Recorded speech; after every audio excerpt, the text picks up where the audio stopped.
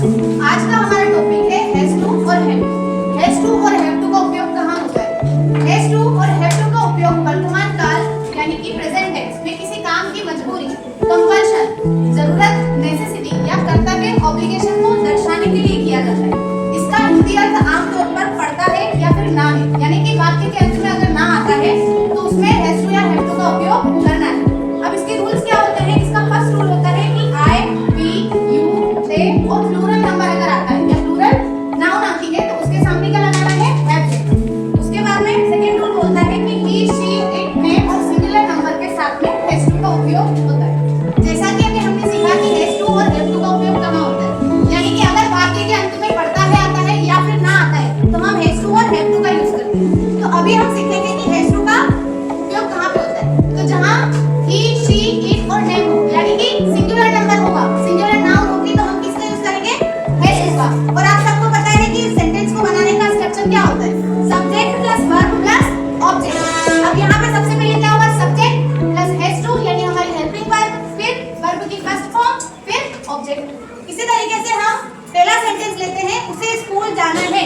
अब उसे के लिए मैं यहाँ पे लड़के के लिए यूज कर रही हूँ, तो लड़के के लिए क्या यूज होता है बच्चों? ही। उसके बाद में अपनी हेल्पिंग वर्ब क्या है? Has to.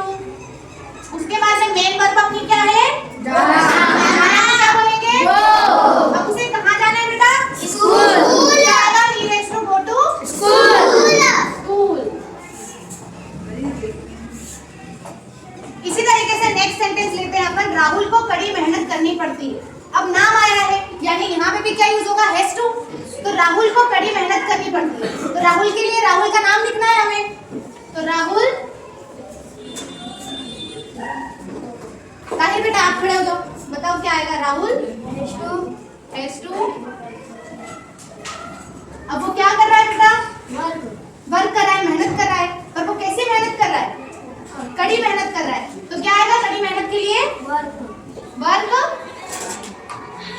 फिर hard. Rahul has to work hard. Sit down. Next sentence है हमारा, सीता को गाना गाना है, यानी वाक्य के अंत में क्या आ रहा है? ना आ रहा है। अब क्या बनेगा? सीता के लिए सीता का नाम आएगा, सीता। फिर अपनी हेल्पिंग वर्ब क्या आएगी बच्चों? Has to. फिर क्या आएगा? गाना गाना है। अगर मैं ये बोलती कि सीता को गाना है तो क्या आता? Sita has to sing only. उसके बाद में अब मैं बोल रही हूँ कि सीता को गाना गाना है तो क्या आएगा? Sita has to sing a song. Good. Next sentence है इसे, यानी कि निर्जीव है कोई चीज, इसे यानी मशीन को चलना पड़ता है। अब ये सेंटेंस बताएगी नायरा। नायरा इसे के लिए क्या यूज करेंगे बेटा?